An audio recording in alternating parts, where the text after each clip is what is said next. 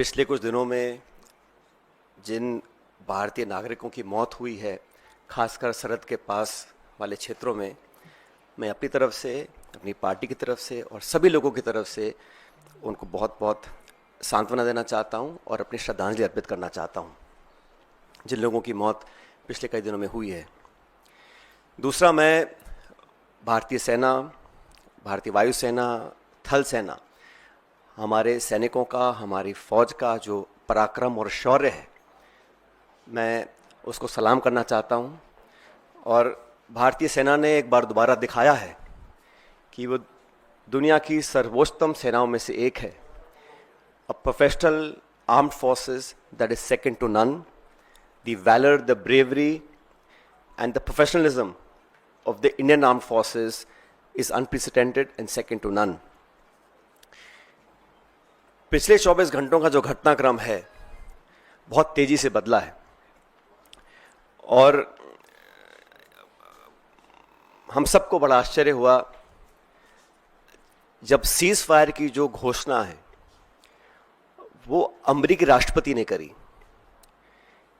ये शायद पहली बार हुआ है कि इस प्रकार की सीज फायर की घोषणा सोशल मीडिया के माध्यम से अमेरिका के राष्ट्रपति करते हैं।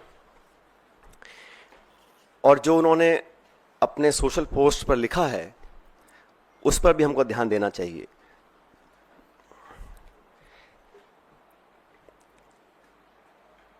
भारत और पाकिस्तान के बीच जो मसला है उसका अंतर्राष्ट्रीयकरण करने का जो एक ये नया कदम हम लोगों ने देखा है, ये बहुत आश्चर्यजनक है। और कांग्रेस पार्टी बहुत लंबे समय से इस मांग को करती आई है कि हम लोगों को पार्लियामेंट का एक विशेष सत्र बुलाना चाहिए।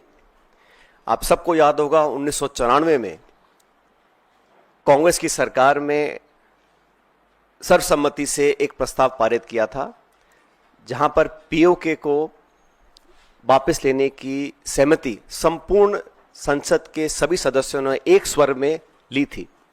1994 का जो रेजोल्यूशन है, समय आ गया कि उसको हमें दोबारा दोहराना चाहिए। और इस पूरे प्रकरण में, पहलगांव के आतंकी हमले के बाद देश में शायद पहली बार अनप्रेसिडेंटेड और एक तरफा समर्थन भारत सरकार को सब पक्षों से मिला। सभी दल, सभी विचारधारा, 140 करोड़ लोग भारत सरकार के साथ खड़े रहे और हमने साफ कहा था कि पहलगाम में जो आक्रमण हुआ है वो भारत की आत्मा पे आक्रमण है और इसका मुंहतोड़ जवाब देना अति आवश्यक है। सेना ने जो कदम उठाए उस पर हम सबको बड़ा गर्व है और जो आतंकी इलाकों पर, ठिकानों पर जो अटैक करा उसका हम सबको बहुत संतुष्टि इस बात की है कि हमारी भारत की सेना उस काम को कर पाई।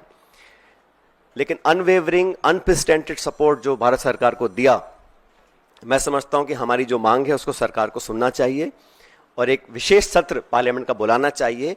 काफ़ी चीज़ें उसमें डिस्कस होनी भी चाहिए और देश एकजुट है आतंकवाद के खिलाफ और पाकिस्तान के दुस्साहस के खिलाफ। ये संदेश पूरी दुनिया में जाना चाहिए।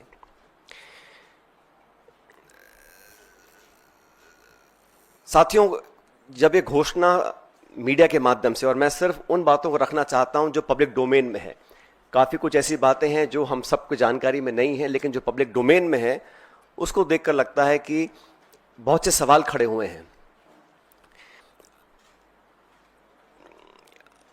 अमेरिका का 2 दिन पहले कहना कि it is none of our business, उसके बाद secretary of state, vice president, US president सबसे पहले घोषणा करते हैं कि सीज फायर हो रहा है, उसके बाद पाकिस्तान और भारत भी सीज फायर का ऐलान करते हैं। ये जो मीडिएशन है इसको क्या भारत सरकार ने एक्सेप्ट किया है और किन कंडीशंस पे इस प्रकार की घोषणा अमेरिका ने करी है, ये बहुत बड़ा सवाल है।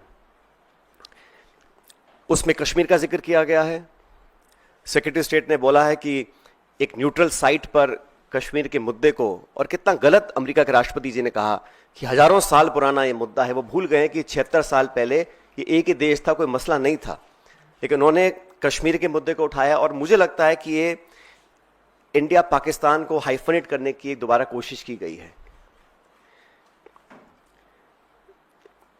आईएमएफ का बेल आउट करना, पहले भी बैक चैनल डिस्कशंस होते होंगे, डिप्लोमेसी का अपना एक रोल है दुनिया के हर कोने में, लेकिन इस प्रकार वॉशिंगटन से सीज फायर की अगर घोषणा होती है तो कई सवाल खड़े करता है। भारतीय थल सेना के पूर्व जनरल्स ने भी जो बातें बोली हैं उस पर भी हमको ध्यान देना चाहिए।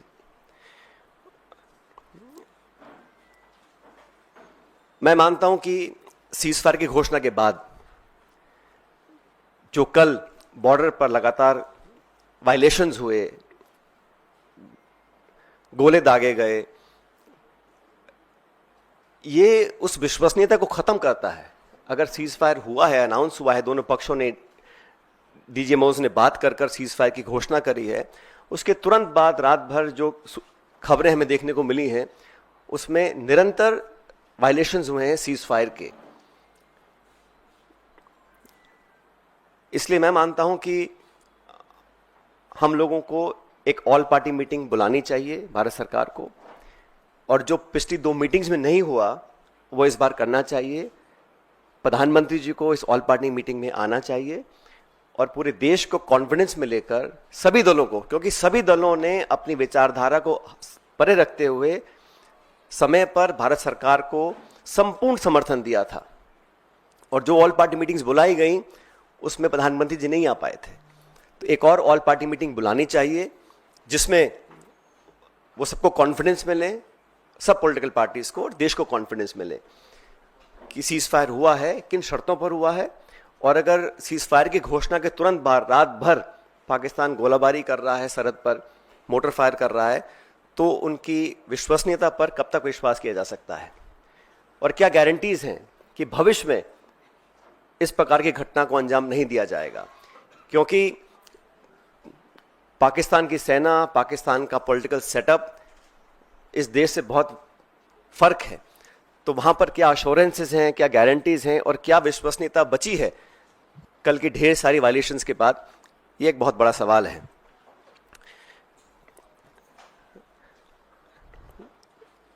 उन्नीस में भी जब युद्ध छिड़ा था तो अमेरिका ने कहा था कि हम बे ऑफ बंगाल में अपना 7वां बेड़ा भेज रहे हैं, we will deploy the 7th fleet. That's what the Americans said. But despite that, the then government and Indira ji went ahead and did what was in our supreme national interest.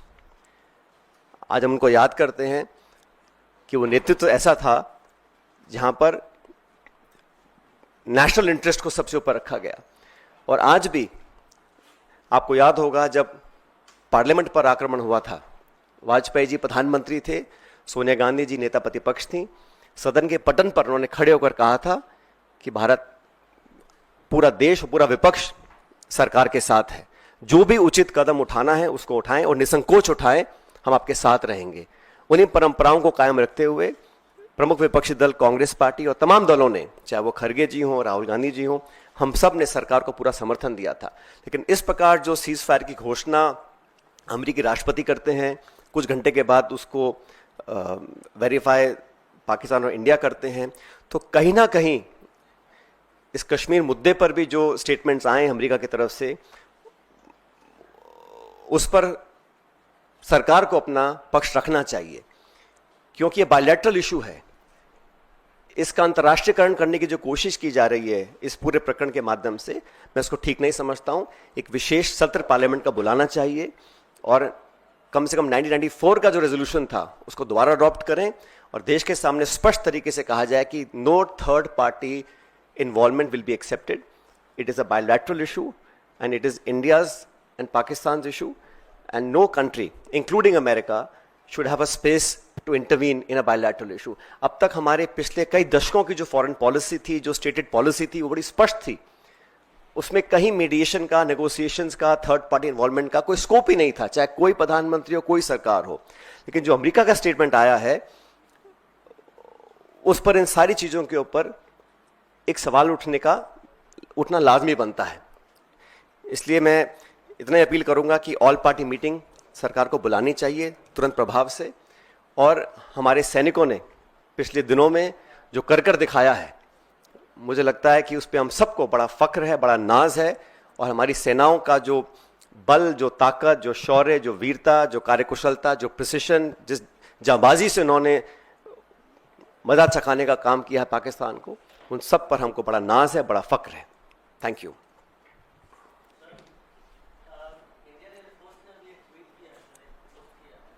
उसमें उन्होंने कहा है कि operation सिंदूर अभी जारी है और जो भी नेशनल ऑब्जेक्टिव था उसको उन्होंने पूरा किया है, लेकिन एक बड़ी बात यह है कि अभी जारी है ऑपरेशन सिंदूर।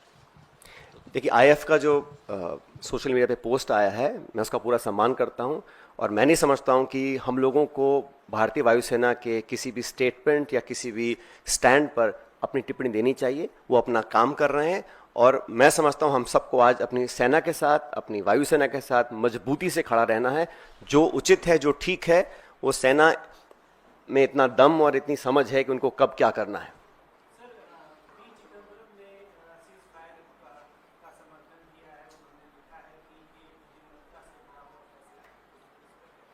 मैंने कहा ना, सीज फायर दो पक्षों का होता है, लेकिन मुझे चिंता इस बात की है कि जिस प्रकार अमेरिका ने पहल कर सबसे पहले अचानक इसकी घोषणा करी, तो क्या परिस्थितियां थीं, क्या वो मुद्दे थे जिनको लेकर अमेरिका इतनी बड़ी पहल कर सकता है बिना पाकिस्तान, हिंदुस्तान के इस बात की पुष्टिकरण करे।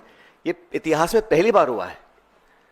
तो what I am saying is that the fact that the US unilaterally announces a ceasefire between two countries so far away, it's unprecedented. It has never happened before, and they've tried to engulf the discussion to involve Kashmir, which again is unprecedented. To say that they will meet at a neutral site, who are they to decide what is a neutral site and who should meet? POK is part of this country. We have resolved in 1994 to take back POK. Has there been a change in that stand? What are the conditions? What are the circumstances? What are the issues on which they will be talking, and who is a third country to dictate to India where and when we should meet and how we should meet? That is a question that needs to be answered.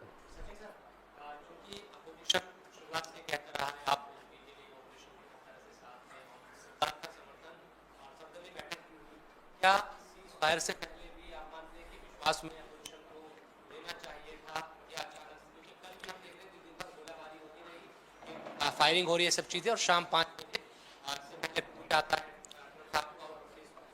जैसा मैंने कहा कि all party meetings में क्या discuss किया, रक्षा मंत्री जी ने जो ब्रीफ किया अलग अलग दलों को, वो मीडिया में चर्चा करने का विषय नहीं है। लेकिन मैं इतना कहना चाहता हूं कि हमारी डिमांड शुरू से 22 तारीख को पहली बार ही खड़गे जी और राहुल जी ने कहा था कि हम सरकार के साथ हैं, निसंकोच होकर पाकिस्तान के दांत खट्टे करने का और सबक सिखाने का, आतंकवादी घटनाओं को जड़ से खत्म करने का हमको एक जो प्रण लिया है उसको पूरा करना चाहिए। और पूरा समर्थन कांग्रेस ने दिया, समूचे विपक्ष ने दिया, और मैंने बार बार कहा कि पहली बार कश्मीर में भी जिस प्रकार के जज्बात सामने आए, और वहां पे हर मजहब के लोग, हर धर्म के लोग चाहते थे कि ये जो आतंकवादी हमला है, ये आक्रमण है, इसका जवाब देना चाहिए। उन भावनाओं को, देश के समर्थन को, सर्वदलीय समर्थन जो सरकार को मिला, वो अनप्रेसिडेंटेड था। उसके बाद सरकार ने जो कॉन्फिडेंस में लिया, वो ऑल पार्टी मीटिंग्स में डिस्कस जो किया, वो चर्चा का विषय नहीं है। लेकिन हम चाहते हैं कि अब जो घटनाक्रम हुआ है पिछले 24 घंटे में, उसको लेकर सरकार को एक ऑल पार्टी मीटिंग बुलानी चाहिए, और प्रधानमंत्री जी को वहां मौजूद होकर पूरे समूचे पॉलिटिकल जो हमारा पार्लियामेंट की पार्टीज हैं उनको कॉन्फिडेंस में लेना चाहिए। और जो अमेरिका का इन्वॉल्वमेंट, अमेरिका की घोषणा, secretary of state, vice president, US president लगातार घोषणाएं कर रहे हैं, ये पहली बार हुआ है, और इस समझ से परे है कि ये ऐसा क्यों होने दिया गया, क्योंकि हम पर आक्रमण हुआ था। भारत ने कभी भी किसी भी देश पर बेवजह अपनी नजरें नहीं टिकाई हैं। We have never been an aggressor. We are land of Mahatma Gandhi. We want peace everywhere, worldwide. But when people are encroaching, they don't want us to progress and be stable and peaceful. When Pakistan for the last 35-40 years is instigating violence across the country, multiple occasions, how many lives have we lost? Innocent lives we have lost. We have to protect our citizens. हमारा जो action था, हमने बड़ा समझदारी से भारतीय सेना ने सिर्फ आतंकी ठिकानों को निशाना बनाया, कोई सिविलियन कैजुअल्टी नहीं हुई। एंड शुरू में कहा गया we are not for escalation, लेकिन जो वहां से रिस्पॉन्स आया उसका जवाब देना था। लेकिन जो सीज फायर करने की घोषणाएं हुई हैं वो मुझे लगता है कि उसमें सरकार को अपना स्पष्टीकरण देना चाहिए। सचिन सर,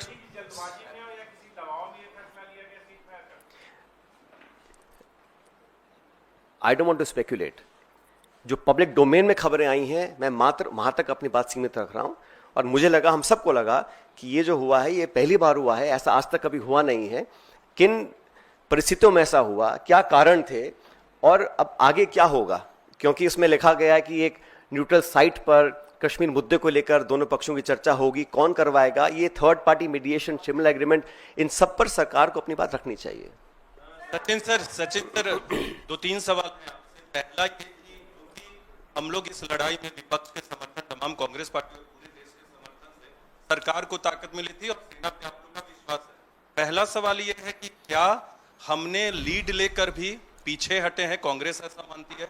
दूसरा सवाल यह है कि इस लड़ाई को क्या आगे और बढ़ाते रहना चाहिए था भारत को जो अंडरस्टैंडिंग में नहीं आना चाहिए था? और लास्ट क्वेश्चन ये है कि आप लोग दोनों चीजों की मांग कर रहे हैं ना, संसद का स्पेशल सेशन और सर्वदलीय बैठक, बिल्कुल दोनों मांगे हमारी पार्टी की हैं कि ऑल पार्टी मीटिंग दोबारा बुलाएं, उसमें प्रधानमंत्री जी खुद उपस्थित रहें, क्योंकि पिछली 2 बार वो उपस्थित नहीं रह सके थे, और पार्लियामेंट का विशेष सत्र बुलाया जाए ताकि जो मुद्दे अभी मैंने रेखांकित किए हैं उस पर विस्तार से चर्चा हो सके और देश के सामने एक सही पिक्चर निकल कर आए।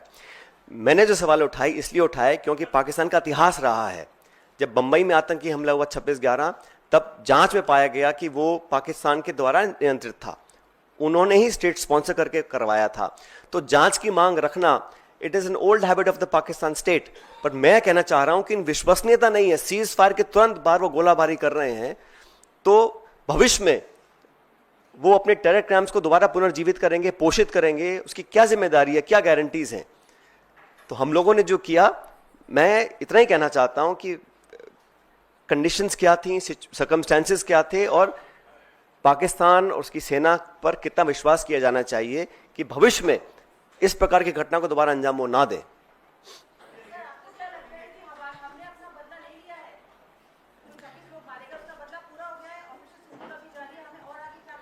जैसा अभी आपके साथी ने कहा कि एयरफोर्स ने अभी एक स्टेटमेंट जारी किया है, तो we should wait and watch. But मैं फिर कहना चाहता हूं कि हमारी जो कार्रवाई थी वो आतंकियों के खिलाफ थी। पाकिस्तान ने पनाह दी है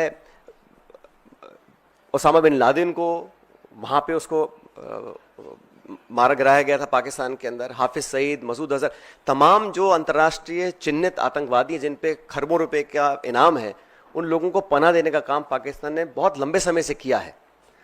तो हम लोग तो चाहते हैं कि वो आतंकियों का जो इंफ्रास्ट्रक्चर है उसको पूरी तरह ध्वस्त किया जाना चाहिए। उसमें सेना को काफ़ी सफलता मिली है, लेकिन अभी क्योंकि जैसा आप साथी ने कहा कि IAF ने कहा है कि ऑपरेशन जारी है, we should wait and watch.